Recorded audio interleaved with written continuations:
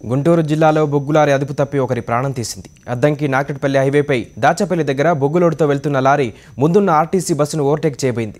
అదుపు తప్పి డివైడర్ను ఢీకొట్టింది. బస్సు కుడివైపుకు బలంగా తాకినట్టు వెళ్ళింది. ఆ తర్వాత అదుపు తప్పి ద్విచక్ర వాహనాన్ని ఢీకొట్టింది.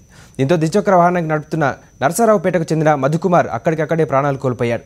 లారీ ఢీకొనడంతో బస్సు కుడివైపు పాక్షికంగా దెబ్బతింది. రాపిడితో లారీలోని బొగ్గు మంటల్లో చిక్కుకుంది. లారీ పూర్తిగా దగ్ధమైంది. ఉదయం తెల్లవారుజామున 4:30 ఆ సమయానికి ఢీకొట్టడం జరిగింది. లోడ్ లారీ వస్తున్న వైపుగా డ్రైవర్ అప్రమత్తమై దీన్ని పక్కకి తప్పించడం జరిగింది.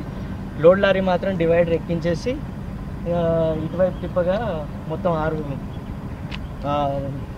ఆరు అద్దాలు ధ్వంసం జరిగింది. డ్రైవర్ అప్రమత్తమై వెంటనే దీన్ని పక్కకు తీయడం జరిగింది.